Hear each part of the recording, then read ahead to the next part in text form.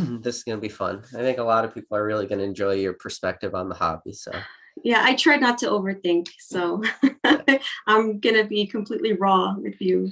no, and that's perfect for this channel. And welcome back to another episode of Pokemon Knowledge. On today's episode, we have a very special guest, and this is IVR. Now, I'm sure actually a lot of you guys out there are very familiar with her. She has a very popular TikTok. She's very well known on Instagram. She has a pretty cool backstory of how she got back into the hobby. She has some pretty cool pieces and some really cool stories behind some of those cards in her collection. So first of all, I just want to say, Ivy, thank you very much for being willing to come on this channel and, donate some of your time and allowing the listeners to learn a little bit about yourself. But Yeah. with that said, feel free to just give everybody out there a little background story about yourself. Yeah, sure. So yeah, well, thank you for having me. This is actually like the first time that I do anything like this. So it's pretty cool. So yeah, I'm Gen 1. I collected Pokemon when I was a kid in 1999, which I think personally was like the best generation. But yeah, so I found my binder. Well, my mother found my binder in 2018, and that kind of got me back into the hobby. So yeah, once I got my binder, I started posting on social media because I just thought it was really cool. And then I found the community, which was awesome. And then I eventually got into TikTok. So that's pretty much what I do right now. I just create like Pokemon content and just share my collection, with the community. So it's been really fun for sure. So how has that been? So talk to me a little bit more like the backstory. So what made you to say, you know what, I want to actually make some content for TikTok? What was like the catalyst to make that very first video? I didn't really think about it too much. I just remember my very first Instagram post was my unlimited Pikachu, my base set Pikachu. Just because it was just really cute. And I also posted my childhood binder on my Instagram. That was one of my first posts too, just like going through my binder. So I didn't really think about it, but I was getting so much like positive feedback, and it was just awesome. So I just continued to post, and that's just kind of how it all happened. Yeah, it's always interesting too. And I know you're actually at the time you were growing your TikTok and it was, becoming, very successful, at least from my understanding of like the Pokemon area of TikTok. But then, you had a video that was probably like, as a, true collector, investor, and, lover of the hobby, like one of the worst possible things that could happen to a card. But you were able to like take that huge misfortunate accident and like springboard it into just some awesome content. And you have a very special one of one type of card. Do you want to let everybody out there know exactly what I'm talking about?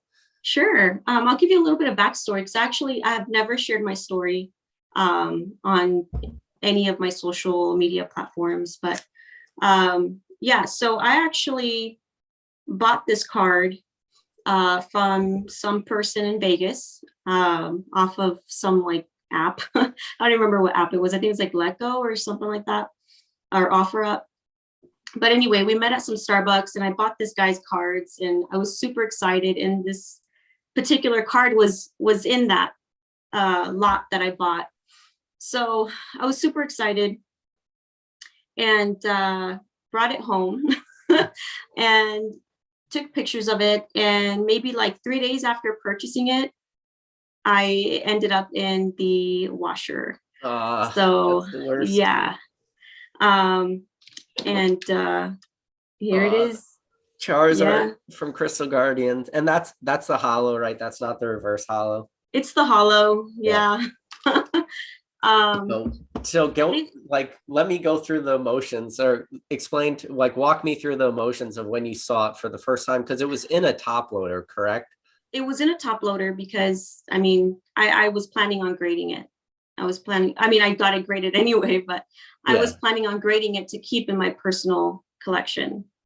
Just because when I go out and I buy these cards, like to me, there's more meaning to it than just like buying it off eBay. If I don't know if that makes sense, but Oh no, yeah, there's like I'm there's a more huge effort. believer in that. Yeah. Yeah, there's more effort in, into the purchase. And so I was like, oh, okay, I saw it as a win. Um, so yeah, when I was unloading the washer, I saw the card at the bottom, and I immediately knew that it was either this Charizard or my Registeel Gold Star. It had to be one of those two. Yeah. Because the night before I was taking pictures of the cards for my Instagram. So I knew right away it was one of those two. Yeah. So I decided to just like record the reaction. I was like, all right, might as well. So I did that, and it ended up being the Charizard. Yeah. I was very sad, for sure. I was super sad. And it's crazy because yours is a CGC one, and all the time and all the return. I mean, there are a lot of PSA ones that come along on the market, the PR one, but it's almost impossible to know what a PSA one really is. It's a really heavily damaged card, pretty much. Probably has like binder dings and scratches and whitening and edge issues, but no one really ever knew what a CGC one was. So now I got to ask you, because I was always very curious about this question. After that very initial TikTok went, call it viral, did CGC reach out to you and ask you to grade the card with them? Because I know on the back of your cards, you do have a very special pedigree, which I have never seen anybody like get their own pedigree before. So I did. I actually reached out to PSA first. They were my number one. Okay. Just because, yeah. And I told them, that what happened, I wanted to get this card graded and I wanted a pedigree. So they sent me an email, and actually I wanted to send you a screenshot of the email just so that you had it because I've been getting so much crap, like you have no idea. But anyways, that's like a whole nother thing. But PSA said, yes, we'll grade your card, but we cannot give you a pedigree. So I was like, okay, so then I reached out to CGC, and they responded saying, yes, we can grade your card, and yeah, you can get a pedigree for it. So I was kind of excited for that, because this card, it's not meant to be something serious. It's more like a meme, know. So I was like, the pedigree would be really cool, because that kind of adds to it. And the fact that the video, it's at like 14 million views right now. It's just something that's not meant to be serious. So to me, the pedigree was a little bit more important than going with the brand, PSA. Yeah. So I chose CGC to do it. But a lot of people, when CGC posted the card on their Instagram. Yeah, I saw that. So I didn't know if they did that, like knowing who you were, if that was just something that card was really a true one of one that came across. No, they knew it was me. We had a lot of back and forth. And the main reason why they agreed to do it is because I'm actually going to auction off the card for charity. Oh, wow. So, because I feel like something, like something bad happened, and I was just like trying to turn it into something good. And then just being grateful with how everything turned out, and the fact that I got such a large following from it, it was like, you know what, like, I don't feel right keeping it, I don't know, it was just weird. So when you do auction it off, especially for charity, you definitely have to make a post and let everyone know where we can I've been pretty quiet about it right now, but I've been talking to some sales guys from Whatnot, and we're planning to do the auction in Dallas in May. Okay. So I'm just trying to kind of figure that out still, like how it's going to happen. But yeah, CGC thought that it was a really cool idea. So that, I think, motivated them to grade the card and to give it the pedigree. Yeah. I think I mean, I don't personally really, I used to like CGC, and I used to like really hope a lot for them. I really fell off on them a lot lately, but I do think that card is pretty awesome. It is cool that they do offer that pedigree service on the back and stuff. And pretty much Yeah. anybody could add a pedigree if they really wanted to on their card, just pay the extra $5. But Yeah. I think the story behind that card, everything that went into it, because it truly is a one-of-one. And I don't think anybody would throw a Charizard in the washing machine just for content. And if they did, they were a mastermind. And so I don't think I got so much crap for that, but I just like, I'm just so good at blocking that negativity. It sure. doesn't even bother Oh, me. People were trolling me. They're like, "Oh, this was staged," and I would just respond like, "Yeah," like just trolling back, like whatever, because I know what really happened, and that's all that matters to me. So this other stuff doesn't bother me, and the yeah, fact that it's going to be auctioned for charity, it's a win for me. So yeah. yeah.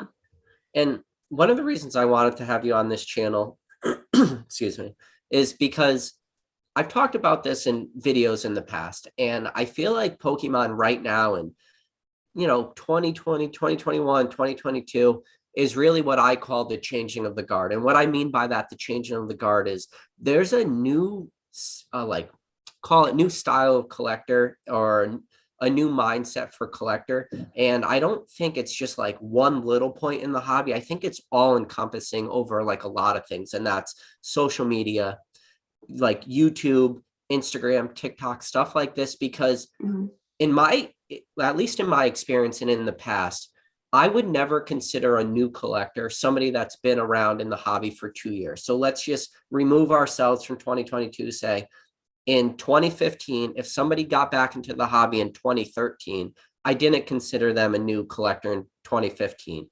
In 2017, the same. I didn't think of a new collector as somebody that entered in 2015. So I feel like, well, maybe not you, because you did get in a little bit before like the huge run up of the 2020 hype.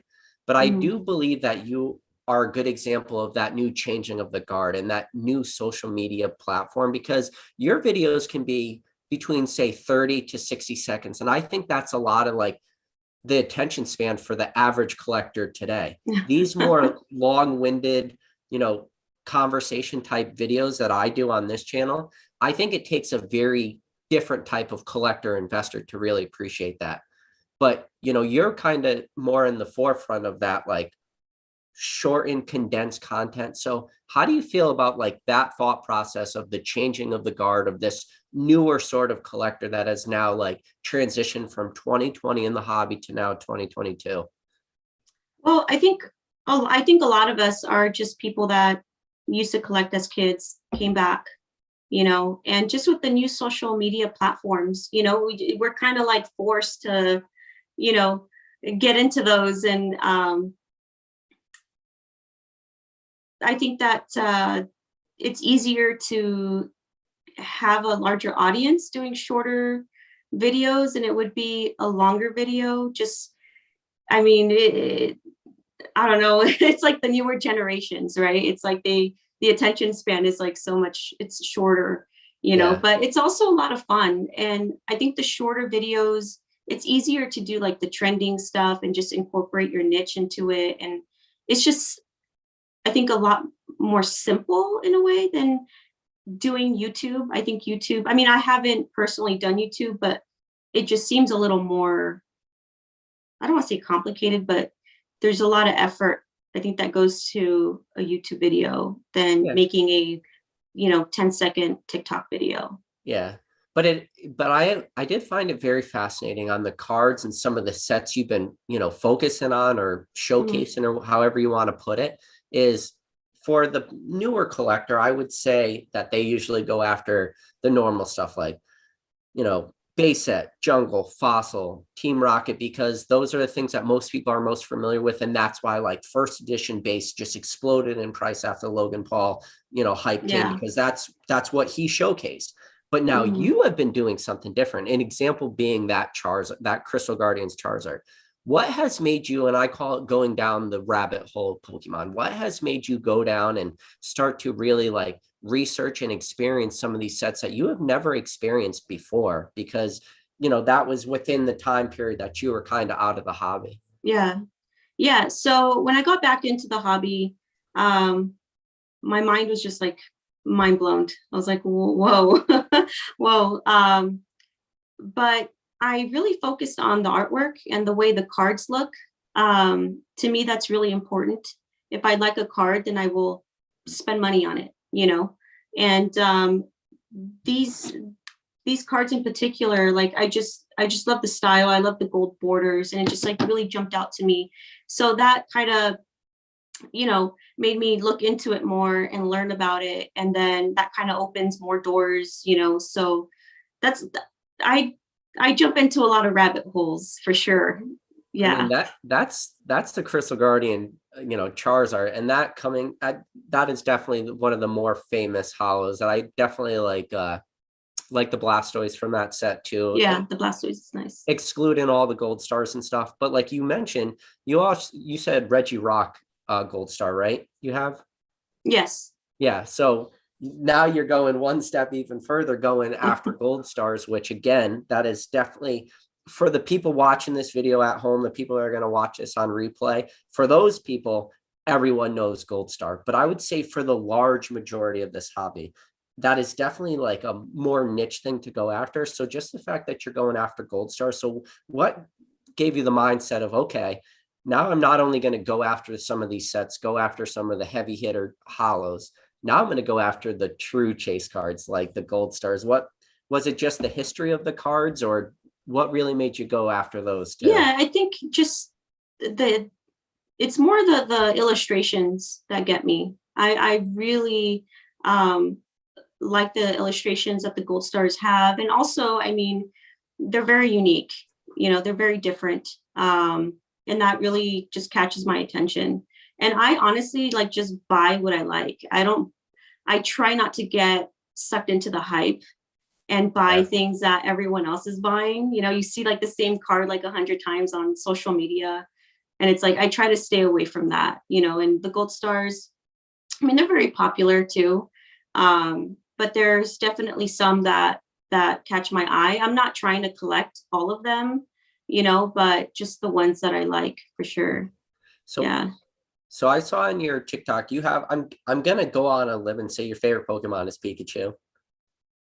One of, one Okay. of.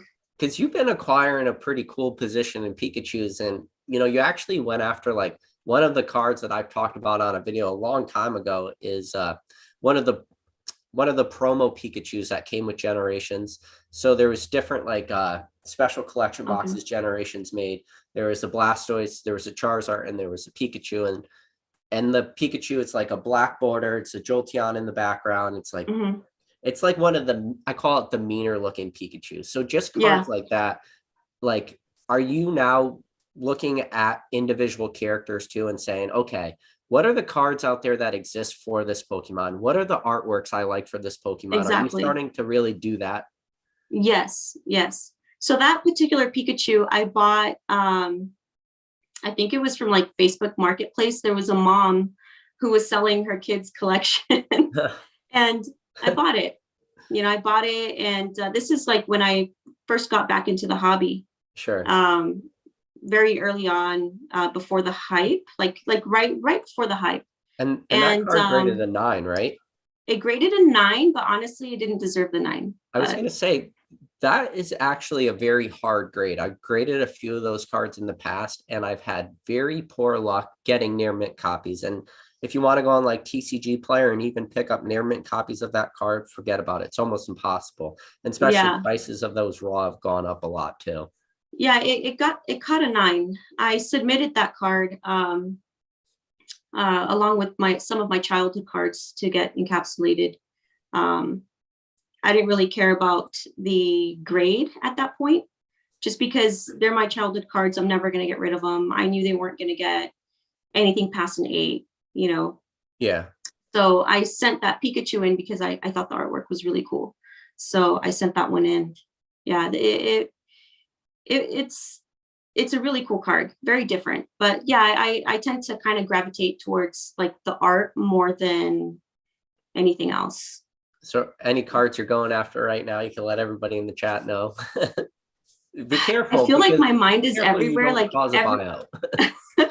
so one card that I really want right now is Pokemon Center. Lucky Stadium. Lucky Lucky Stadium Stadium. 2001 Black Star promo, huh? Yeah. So Wow. I went to a card show in Vegas and I picked up the Pokemon Center, the New York Pokemon Center promo. Okay, that's what I So was thinking. Yeah. yeah, so I want to get Lucky Stadium now to kind of complete it. Okay. So Uh, yeah. um, Echo-based collectibles. If you ever want to reach out to him, he has a lot of those. Ah, He could okay. probably give you a pretty good deal if you're Yeah. looking. Yeah, that's a it's a pretty cool card. I like it. I like that one. I like the simple cards too, where it's just like, little trainer cards. Yep. I'm really into like the Japanese, like Erica's the Erica deck, the Japanese deck. Like Mm-hmm. those trainer cards are really cool. And Sabrina's deck too, the Yamabuki deck. Yeah. Oh, Um, you're really going down yeah. the rabbit hole then. So I bought a few of those decks open just because I wanted to enjoy the cards more Yeah. than having it sealed.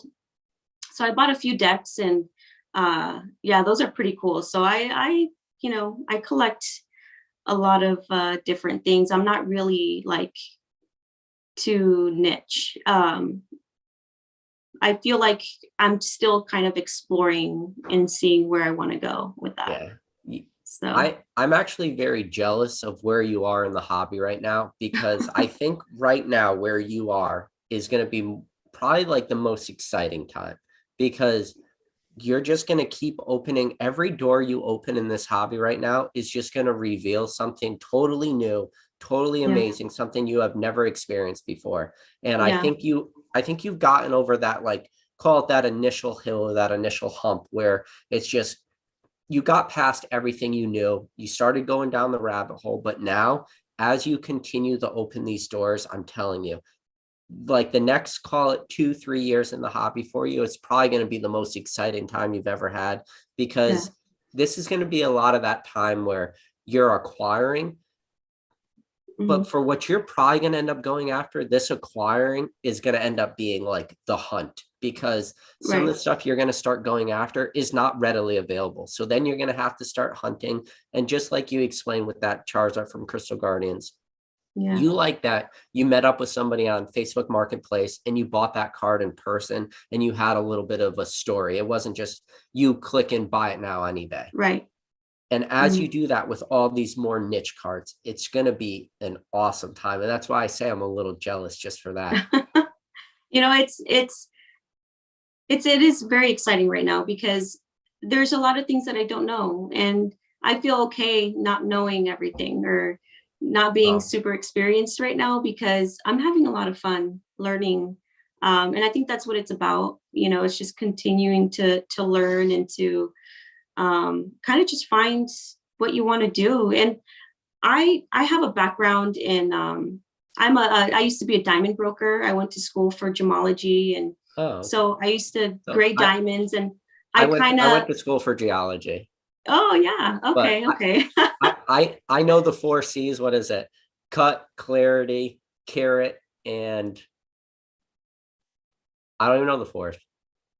But trust me, in geology class, it wasn't like the teacher came out and was like, here's a big tray of diamonds today, like, so I don't know anything about like diamonds or anything, but that is awesome that you went for gemology and stuff like Yeah, I that. went to GIA.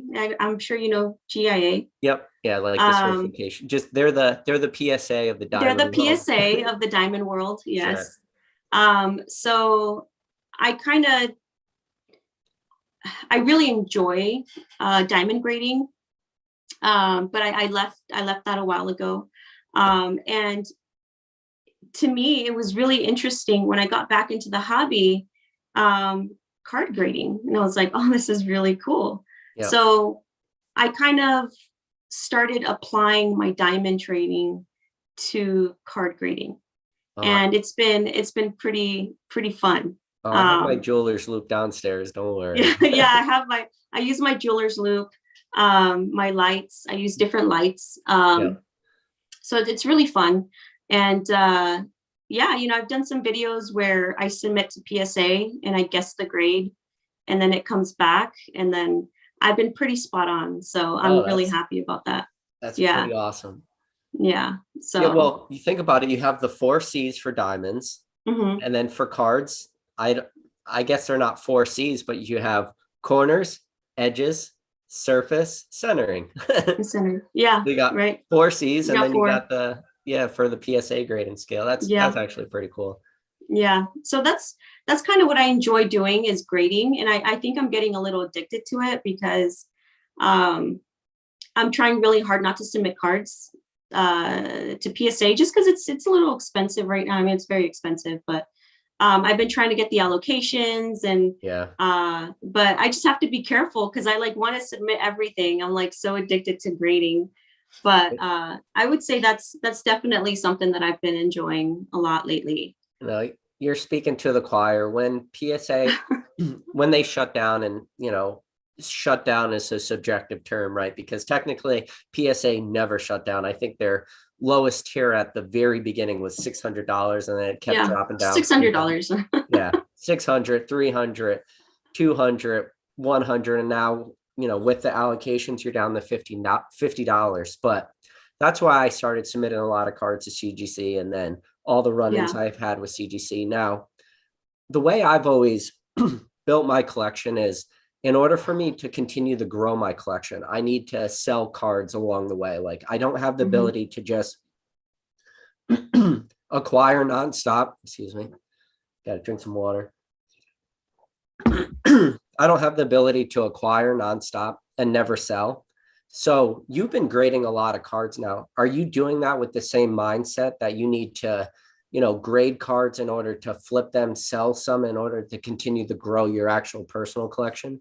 Yeah, I've actually I did it wasn't a huge submission, but I have a 64 submission right now at PSA, 64 cards.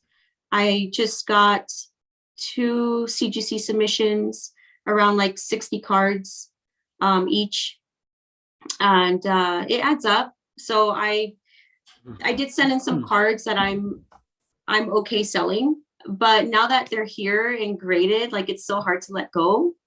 So I've been having a little trouble with letting go of those, but I have to in order to buy, cards that I want to keep for a long time. Yeah. Well, So don't worry. CGC will help you out a lot for that, because CGC will only give you low grades. So those will be easier cards to, pass along to the well, next guy. Wait till you start getting your real PSA 10s. Those are the cards that you really like. You hem and haw if you want to sell those. yeah, I mean, I like CGC.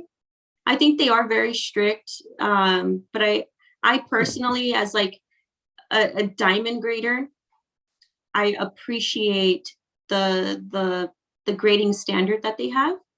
Um, like I know that if you were to put a CGC 10, if you had the option to buy a CGC 10 or a PSA 10, like a high-end card, let's say a $10,000 card, but you're not allowed to see them, right? Yep. Like for a fact that CGC is going to be a higher quality card than the PSA card. Like the chances are very high, in my opinion, because I've Yeah. seen a lot of PSA 10s that are not 10s, I own a lot of PSA 10s that are not 10s. Me too. Me Yeah. too. Yeah. So, No, but CGC is just like, you're getting a 10. so what I would do is, if I got a CGC 10, I just cross grade it Cross over it to over. Beckett. Right. I'd cross grade it to Yeah. Beckett. I'd get either the pristine gold label or the black label. Yeah. That's I just don't get it. I mean, CGC just has really good grading standard. And it yeah. does suck, because you're not getting 10s back. What But what the my 10s that fear are is out there. what my Huh? fear is right now is how harsh they are on modern cards. And the reason why I Mm. say that is because a lot of when you look at like the majority of the cards currently for Pokemon being graded by PSA, it's Mhm. modern.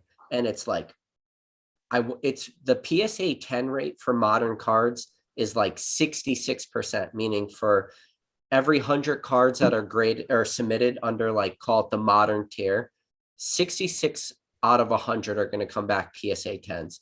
The problem Mm. is that CGC's like grading scale for modern, for a lot of this stuff, is packed fresh, because you got to keep in mind, like, a lot of the people aren't handling cards today like they were in 99, like sticking them in their Right. back pocket. And Pocket. trust me, You might have a Charizard that went through the washing machine, but there was a lot of Charizards that went through the washing machine back in the day, you know? Oh yeah.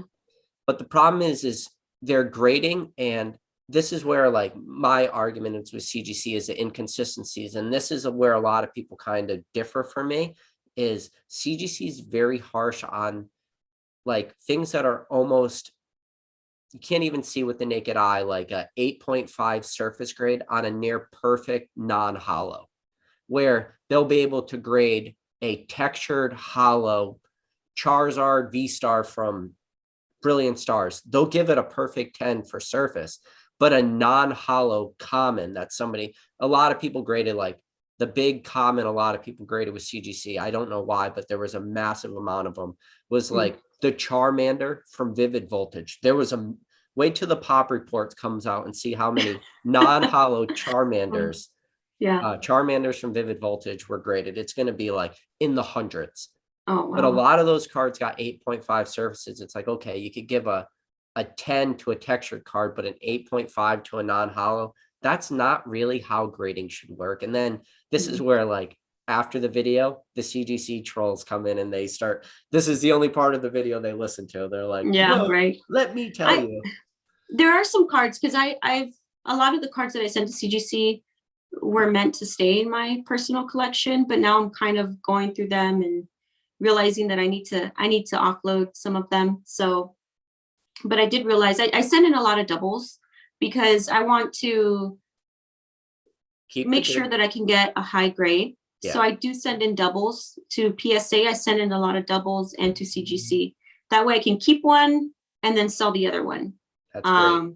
Yeah. So a friend of mine gave me that tip actually when I first started. He's like, you gotta send in doubles, you know, that way you can get the higher grade. But anyways, yeah, and I noticed that like I have one, I just posted a Mew on my Instagram today, and one of them got a 9.5 and the other one got an 8.5.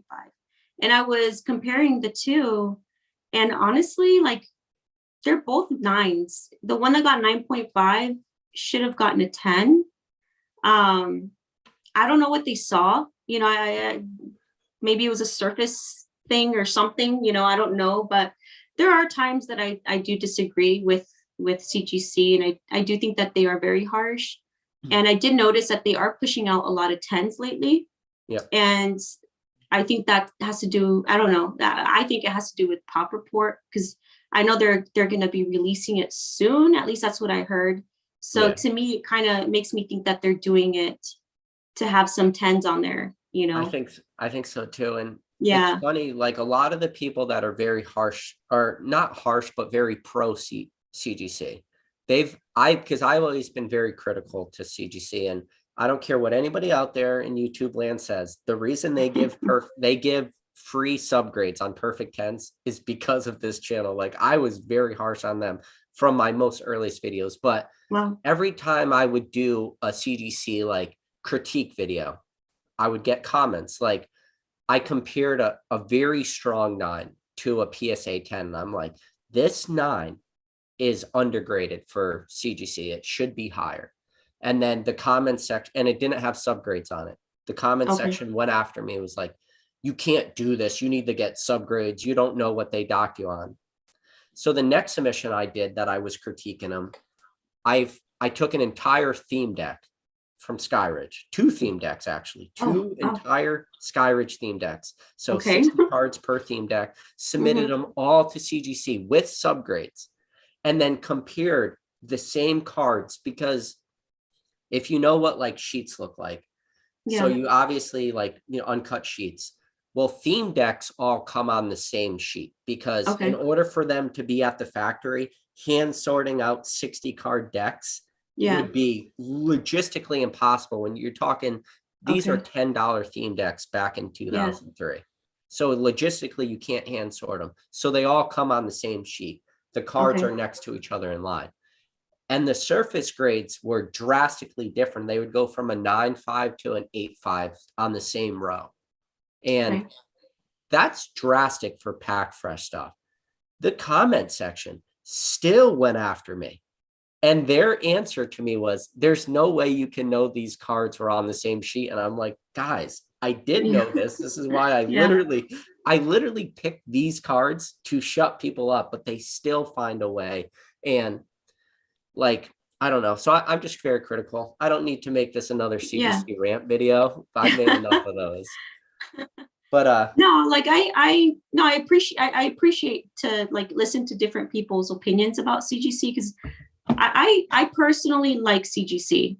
I'm a little mad at PSA right now. I'm not going to say why. I mean, you probably know, but I like PSA. I haven't tried Beckett, but yeah, I think CGC is doing a good job. I think yeah, I think they're just, and you know what? A lot of people don't realize that CGC's been around for 20 or I mean, CGC is, a branch or something, but they've been grading comic books for like 20 years. Like they're yeah, not new to the grading game, they're not. And that's why they shouldn't get like, this is why I don't like, again, why I don't like CGC, because their customer service is, in my opinion, very shitty. You seem to have a very great experience with their Yeah. customer service with your card. Now, Mm, where I have a problem with it is CGC was in the grading game for a long time. So when a flood of cards came in, they should have known we could grade X amount per day and we're getting X amount in. So if you can grade okay. 100 cards per day, but you're getting 1,000 cards in per day, your turnaround time is going to increase. Right. When I submitted my first submission, they had a 30 business day turnaround time, and ended up being literally like hundreds of business days to get that Oh, return back. wow. So customer service in that way, to my opinion, is shit. Then the Mm, second thing they did is on their chat boards on the CGC website, there yeah. was one of their moderators. So I'm guessing their moderators represents like the CGC HR team or communications team. He put a comment that said the reason they cannot give out like subgrades for perfect tens is because in order to put that level of effort into each card, wouldn't it be possible? Meaning that they're grading the non-subgrade cards differently than they're grading the subgrade cards. I Huh. don't like that makes it two different services. Mm, If you're paying for their service, they should grade your non-subgrade cards the same as the the subgrade same. cards. But Yeah. they did, but their mod came out and said different. And I have the screenshots and there's tons of videos where I talk about that. Yeah. And then the third thing why I hated their customer service is because their original grading fee was like $7.10 with the or $7.20 with the membership. Then it bumped up Hmm. to $8.10. Yeah. But right on their last day for the 8.10, before it switched over to like what it is now, Yeah. the 15, I think. website totally crashed and people weren't able to get their submissions in.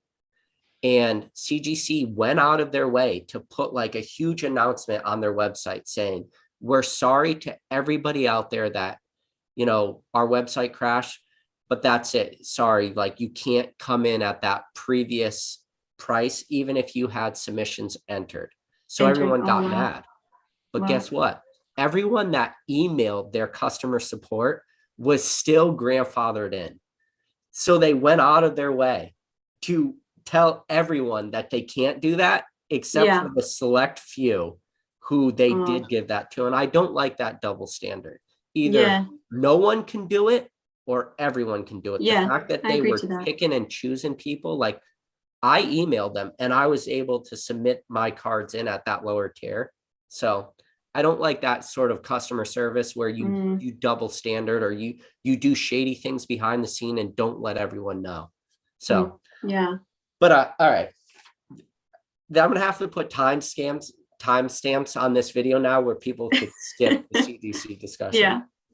But this kind of moves me now to the different part of what I was originally trying to do with this live is now I want to know because of your experience with the community aspect of Pokemon, because I feel like for a lot of the collectors coming into the hobby, and especially for me, like rediscovering the community in a way like this channel has done Mm. that for me, helped me engage with a lot of the community. How has your experience with the Pokemon community as a whole been?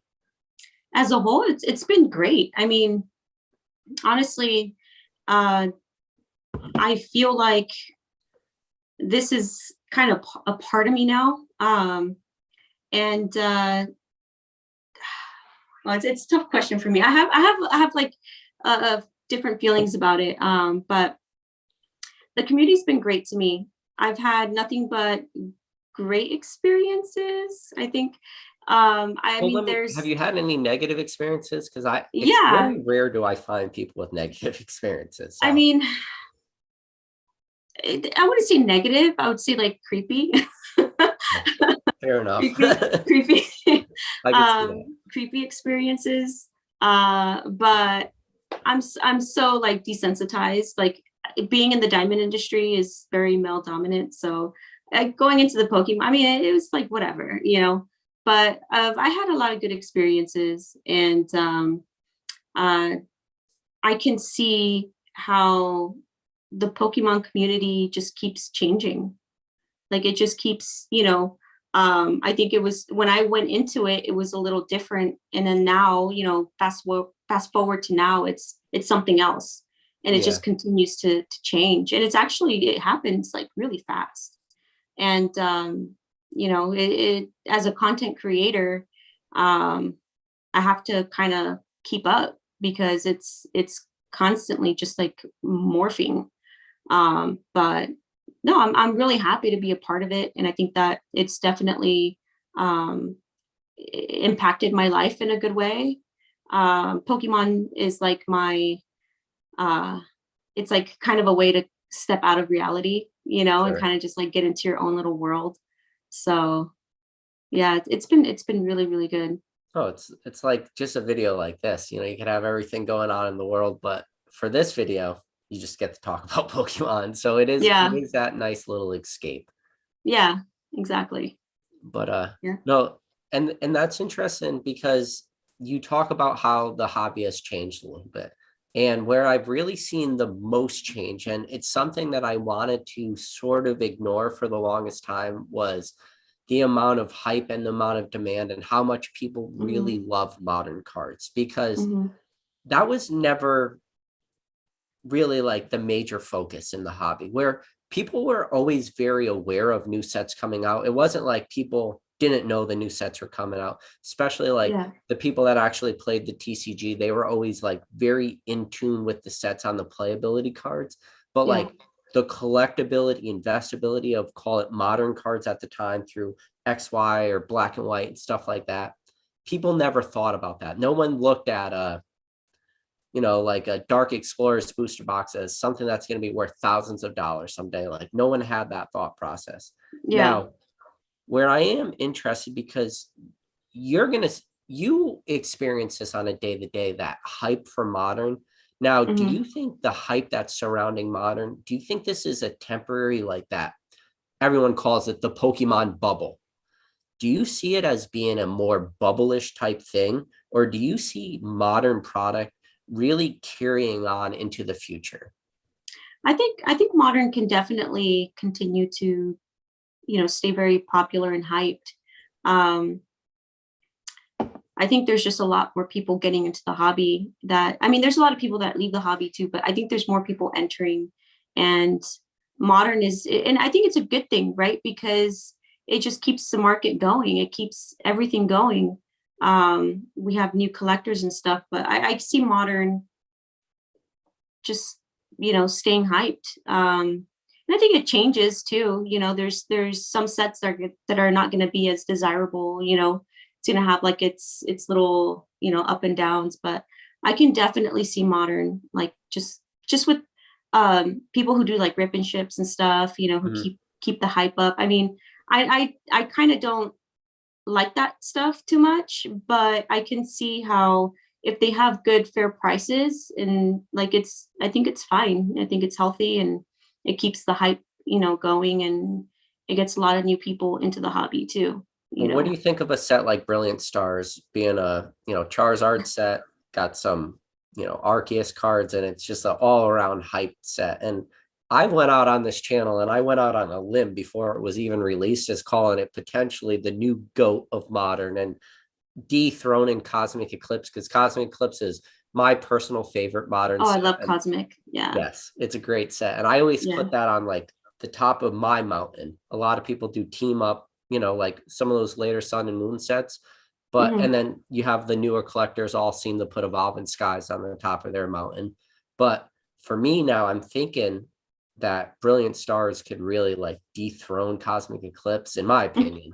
What do you think about like Brilliant Stars as a set? And then the big question that everybody's asking, like, where's Pokemon gonna go from here? Well, I just opened a booster box, and I'm like, Oh, I nice. open cards like here and there. I haven't really experienced the set yet. I think I haven't. I only opened like, I don't know, like 15 packs or something. But You pull anything good yet? um, I pulled the Charizard V, like the ultra rare, Oh, the ultra rare or um, the full art? the ultra rare, just Oh, the ultra nice. rare. What else did I pull? I pulled a gold, sorry, a rainbow trainer. I forgot which one. But I mean, nothing too crazy. I really like the Venusaur Charizard scene. That is really cool. Like Yeah, the that's a alternative pretty art. awesome card. Yeah. Um, there's really no other cards that I would want except for that one, to be Oh, you're not honest. a Mimikyu fan? No, See, not a big Mimikyu fan. I mean, it's cute, but I'm not like trying to chase it or anything. But okay, so this is what I'm going to give you a little advice. And I don't give a lot of advice on this channel most of the time, but I'm going to give you some advice. So I forget the name of the guy. He's like Professor something, but you could just type in like Jesse's Mimikyu backstory. And it's the entire backstory of, like Jesse and James from the mhm, cartoon. So yeah, Jesse's Mimikyu, like the backstory of her Mimikyu, and it goes through like the Mimikyu backstory, that the reason the mm, Mimikyu wears like that, call it like a sheet or rag that kind of looks like Pikachu, is yeah, because he's like really a hideous Pokemon underneath. And anybody that looks at him like, you know, gets scared with fright and stuff like this, but yeah, he has this deep seated hatred of Pikachu. So Jesse's Mimikyu mm, versus Ash's Pikachu, like it's just all the Mimikyu wants to do is just fight Pikachu because it hates Pikachu. it Because hits. in a way, Pikachu represents like all the cuteness of Pokemon. Mm, Once you understand the huh, backstory of Mimikyu, you're gonna that's pretty grow to cool. be like, this is my new favorite Pokemon. I need to own Mimikyu I cards. don't So know. in Brilliant Stars, there's like the Mimikyu watching TV with like the Okay. shadow in the Yeah, background. yeah, I love that artwork. yeah. It's like one of the very few cards from Brilliant Stars I bought on the secondary market because I Oh love it yeah. so much. Yeah. Wow. And Yeah, that's just, yeah, go I ahead. gave up on the modern chase, to be honest. I The chase is Vivid impossible. Voltage did me so wrong. Like I bought cases of booster boxes and I didn't pull the rainbow, and I was really trying to go for it. And I Yeah. ended up just buying a PSA 10. Yeah. That's that's something you'll definitely, well, you've already learned that now, is the Yeah, chase yeah, of modern is almost impossible. yeah. Yeah, I Like, learned that the hard way. That's you for know, sure. in the past, and I think this is like I mean, maybe obviously now that you know, but like the older collector that bought base set in the past, right? Base set had 16 hollows in it. One of them was the Machamp, which came in the two-player starter deck. So realistically, there was only 15 hollows you can pull from a base set booster box. Mhm. Now, 36 packs in a box, one out of every three has a hollow in it. So in a perfect world, you're at least going to get 12 of those 15 hollows. So Okay. you really only have to open like 1.5 booster boxes to complete the entire hollow set, like in a perfect world. Yeah, Modern, good luck doing that. Now the chase is like one out of every 4,000 packs. It's like, yeah, it's that's next to crazy. impossible. Yeah, But yeah. If it's, I like to enjoy a set. Like I opened this booster box like I think 2 days ago, and I'll just grab some packs and just open them and just really try to enjoy them. But I'm not opening this box hoping, to pull an amazing card. It's more just to experience it. do that. Because I learned with Vivid, like I'm not, Yeah. I'm not gonna get my hopes up or Do you anything. want to So open one pack for the live stream right now? Everybody will be rooting yeah, you on. all right, sounds good. All right, guys. So So we everybody out there. Whoa, no, no, don't so open that. Don't open that. No, I was gonna open this. So I was gonna go to Orlando Collecticon, and I was gonna take a couple of vintage packs and open them up there and stuff, but I had to cancel for family reasons. So yeah, I think it'd be fun to open it. I mean, I was gonna open it anyway. It's Oh, like, are you sure? I was gonna say go feel free to open up your Brilliant Stars pack, but you don't have to open that. no, I think it'd be really fun. What Um, which gym set is that? I don't even know. Gym 2. Gym 2. Yeah. So yeah, I mean, you have Blaine's Charizard, Blaine's Arcanine, you have Erica's Venusaur, um, you have the Raichu, Mm. the Raichu. Yeah, so I was gonna bring that up in the live. So before I'm gonna suggest you don't open that vintage pack because I'm a strong like believer in don't open vintage unless you really feel lucky. No, I've been wanting to open that pack, and it's either gonna happen. It was gonna happen in Orlando for sure, you know. Okay. So Then I've been wanting to open it for a while anyway. So all right. Ancient Muse in the chat, he says, yeah, open. But real quick, so you were at Leonhardt's Pop Shop. So was I. I was on stage. yeah. So obviously everyone out there knows Basic Trainer pulled the Charizard. Good for you, Basic Trainer. I pulled the Mhm. Mewtwo, but you pulled my chase card. I did. Which I did. that would have been like my dream card because I have never, still to this day, I probably own like, well, I know I own a embarrassingly large amount of base set Raichus. And Okay. I have never personally pulled a base set Raichu from a Oh wow. yeah. Aw. And I own, and so I'm trying to complete like a personal master set of 1 through 10 in PSA with all, well, just 1 through 10 graded with all subgrades. But Yeah. I've also been going the one further step ahead of that and not just picking up cards pre-graded to add to my collection. I'm also Mm. trying to grade all those cards myself. Yeah. And if you want to trust me, there's not a single person out there, me being one of them, that can look at a beat up raw cards and say, oh, this is going to be a PSA 2 versus a PSA 3.5. Like there's nobody out there that can do that. So it's been literally like a next to impossible task. But with that said, you have my Raichu. But I have your Raichu right here. so I remember talking to you at the Leonhardt Pop Shop, and Yeah. your Raichu was a little off center, right? Yeah. Left to right. So yeah, the front's pretty good, Yeah. but it's the back. It's thinner Yeah. on this side, you can see. Yeah. Yeah. Yeah. So But it's got a little bit of a, yeah. definitely a 9. Definitely a 9. It'll be a probably a strong 9. Yeah. Just all that centering is going to dock it. Yeah. At least the front is good. I know they're more strict with the front, right, than they are with the back. Usually. That card will be a 9 just because of 9. centering. Yeah. They're definitely strict. PSA is just their whole grading scale is very different now. In my opinion, or my past, PSA has always been like relatively strict with me on corners. But then there's a lot of PSA 10s out there that have a lot of whitening. So maybe I just personally had a lot of bad luck, but my experience is corners and not surface. Then other people have told me the opposite, where they're like, no, I've had really bad surface or really bad corners, but really good surface, and I get docked. So Oh wow. it's all on the person. Yeah, that's true. Yeah. So yeah, it's the same thing. It's the same thing with diamond grading. It's like who's grading the diamond, you know, we're just humans. It's not going to be consistent. You kind of need a machine, you know, if you want consistency. Yeah. But even like that, it's hard. It's difficult.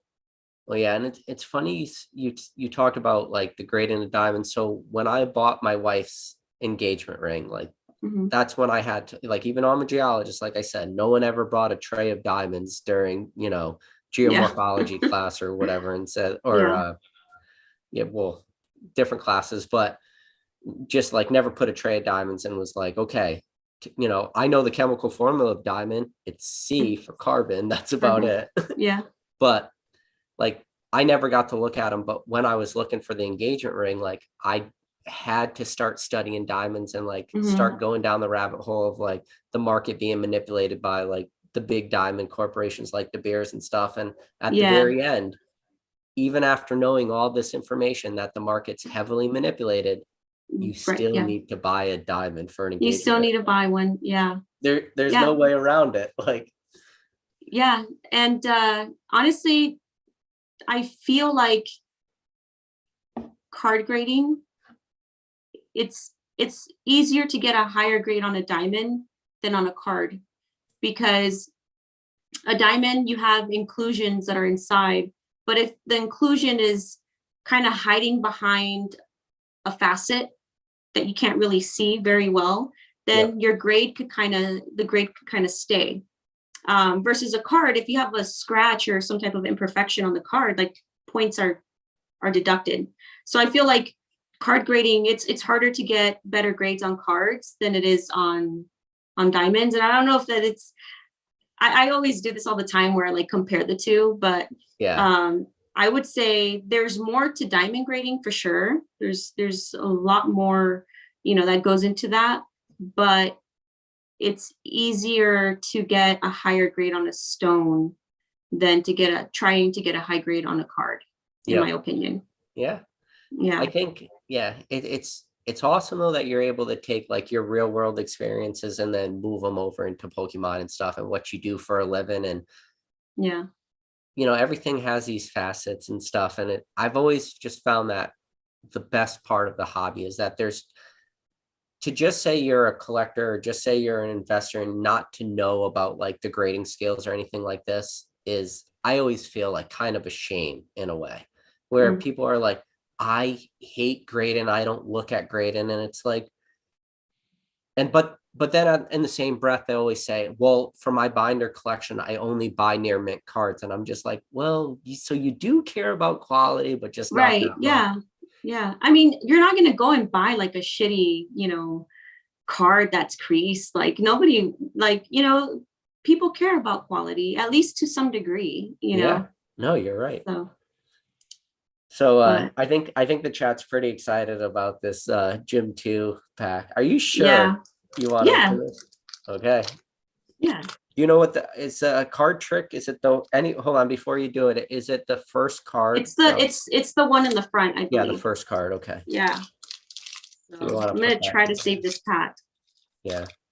So I'm a big believer in like opening perfect packs for vintage. So for that, you opened it from the top because that's a hanger.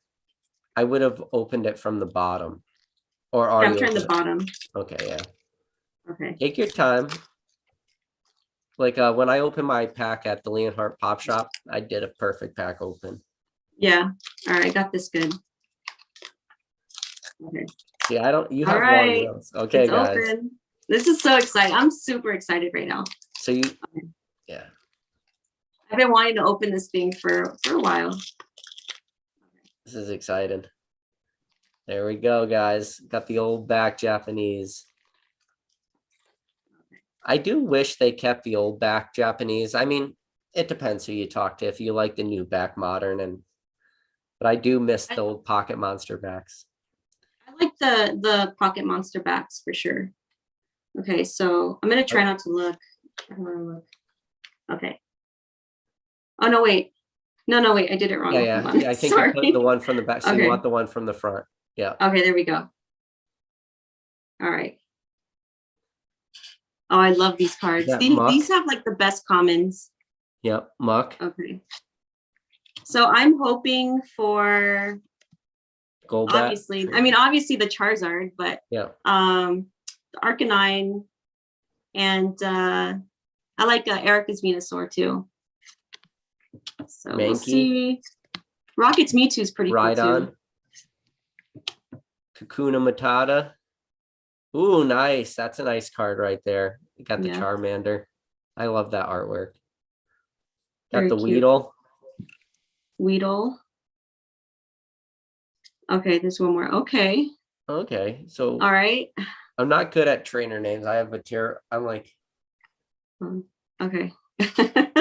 Let's see. What? Oh, Oh, okay. that's Okay. Venusaur. That's Oh yes, awesome. this is exactly. That is awesome. That is a great poll. Fire. Wow. Put the fire in the chat. Erica's Venusaur. Wow, this is I so wanted to awesome. scream right now, but I would have woke my son up. I would have got yelled at. Erica's Venusaur. Talk about a poll. Wow. Erica's Venusaur. Please tell me you have penny sleeves and top loaders. How's the I condition of it? do. I do. How's the condition of it look? That is awesome. Talk about a It's, heavy, that is a I pack. would say a 9 for sure. Yeah. Just the front centering is a little, It's it's hard to off see on the camera, but it looks pretty good. Oh, up top to right here bottom. Oh no, left to on the right. side. Really? Yeah. Oh, I can't really tell on the screen. It's a little off, but still Yeah, crazy. that's awesome. Let me. So you're gonna submit that to PSA? Oh yeah, for Yeah, sure. please let me know what you get on that because Yeah, so I this don't is know. crazy. Congratulations. That is Thank awesome. you. Now I wanted to tell you not to open that pack, but now I'm so happy you did. No, I'm like really glad. I'm happy. I've been wanting to open this pack. That is This is crazy. awesome. That is so freaking Yeah, awesome. so cool. You're gonna Definitely have to, going. Actually, I entered the that PSA lottery for allocations. yeah, So they gave me a 20 card allocation. nice. I'm still Yeah. trying to, so the problem is at the time they do it, it's like one of my busiest times at work. I still have gotten 0 allocations. Oh, Yeah. I've gotten 2 so far. Yeah. And they've been 5. I've never seen like a 20. I was like, I don't even think I have 20 cards to submit at $50. Like maybe if it was like $30, I'd submit more, but $50 is still kind of high. So Yeah, but like a card like that, maybe you could get away with $50. There's not oh a lot yeah. of not a Yeah. lot of, but that will definitely be one. And that's awesome. You literally Yeah. pulled like This one's this, cute too. and depending on how, I mean, obviously you have the Charizard, right? But depending who you talk to, there is a ton of, Venusaur fans out there. So Yeah. Yeah. Venusaur, definitely the underdog, yeah. the Gen 1. But yeah, I love this card. I actually I have one at PSA right now, but I'm guessing it's gonna get like an 8. So you didn't pull the other one though, right? No, this one's definitely special. Thank you. That was so much fun. And for the 56 people watching, thank you for letting us be part of that poll. That is awesome. Oh, yeah, that was fun. So Yeah. this is like 2 times now in the last, well, call it 2 months that I've got to see 2 people pull vintage Japanese, chase cards. You just pulled the Venusaur, and then I got to see Rock Pokemon pull base set Charizard, His the Charizard. Japanese. I And saw I the got to video. see, yeah, and then obviously basic trainer pulling the base set English Yeah. version on the stage of Leonhardt Pop Shop, which was just, That's pretty awesome. it's just, this is the stuff I love in the hobby so much, because even though I didn't pull that card myself, I got to watch you pull it. I got to be in Yeah. experience and like talk to you while you're doing that. And like, Yeah. this is why this hobby is freaking awesome. Yeah.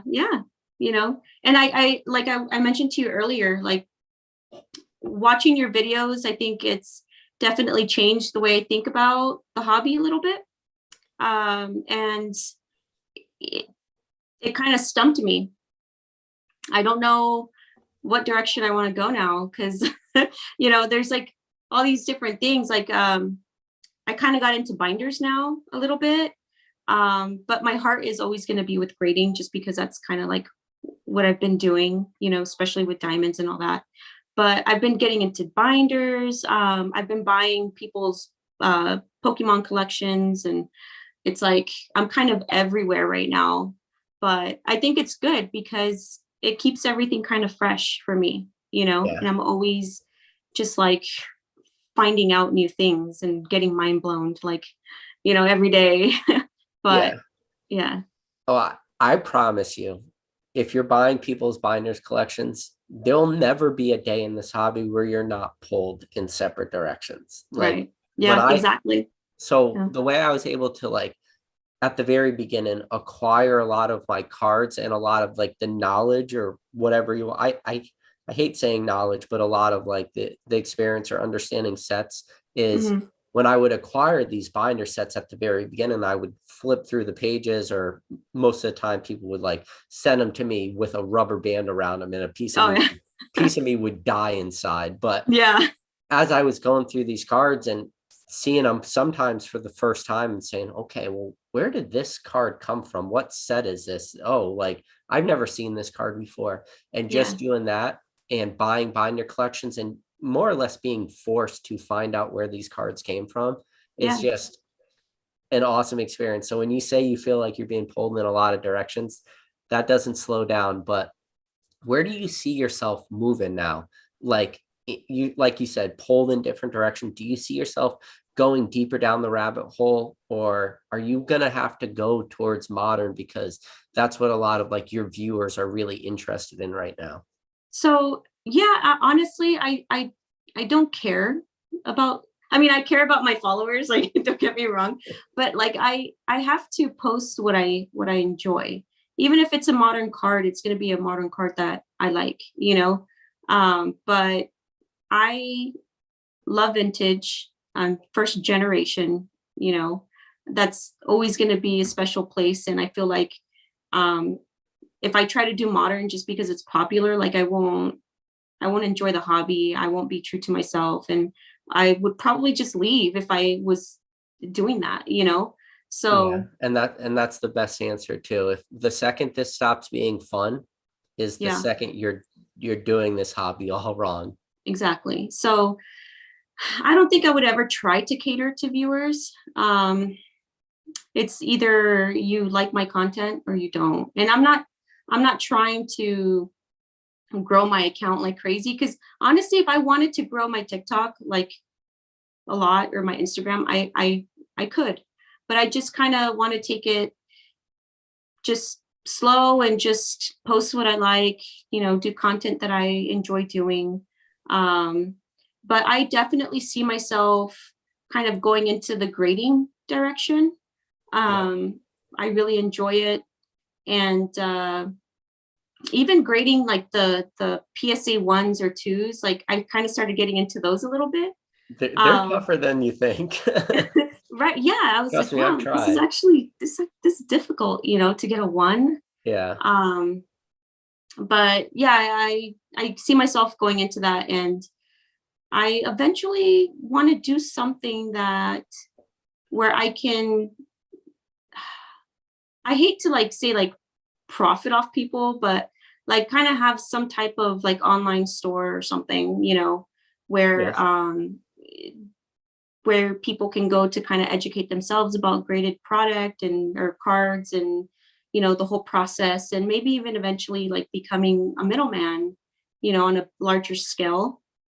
um So so just stuff like I that. would warn you about the middleman route. Um, Yeah. I think there is a lot that you need to look into, just like insurance issues, stuff like Yeah, who's I liable. was a middleman for I was a diamond broker, so I kind of have an Okay. idea. Like I dealt with a lot of like high end stones and Oh, you know, so I have a little bit of, you know, background in that, but it is a big liability. It sure. definitely is. And that's why I've been kind of like, do I really, you know, because there's a lot that goes into it. It's not just like, oh, send me your cards. You know, it's there's a Well, lot I think some that goes people into might it. think that's all it is. It's like, hey, send me your Yeah, cards. And it's like, okay, who's liable for these after they get to you? And it's like, exactly. I don't know, you're still liable. It's like, no, we're Yeah. not. Yeah, it's there's a lot that goes into it because if it was super easy, I probably would have just done it a while ago, but it's a lot of responsibility.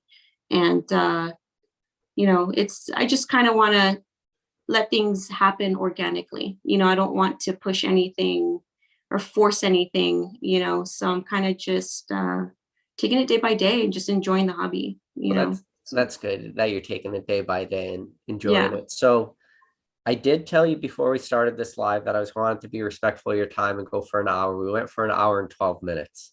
Okay. So do you want to like do 5 more minutes? We could open it up to chat. It's up to you. You know what? I think I'm gonna go. I do have 2 little ones. Oh, So okay. yeah, so it's kind of, getting near their bedtime. So Sure. um, yeah, I appreciate though. I really appreciate you having me on here. This is the first time that I do anything like this. So very exciting. And yeah, I appreciate the opportunity for sure. Yeah, definitely. And I just want to, end this chat by saying thank you very much for coming on this live. It means a lot, And I always say this to everybody who ever comes onto this chat, the fact that you donate your time to this channel, because really that is your most valuable resource, is your time. So I can't be like more appreciative than to just say thank you. And, you know, I'm very grateful for that. And for everybody out there watching and everybody who's in the chat right now, currently in the description of this video is the link to Ivy's Instagram and her TikTok. Please go give her a subscribe to both. And, I don't know, like feel free to reach out to her, or, comment on her video, stuff like that. Like that stuff goes a real long way. But All right, PK. yep. And thanks again for opening up that pack. That was an Oh, yeah, awesome yeah, that experience. was so fun. Yeah. All right. And for All right.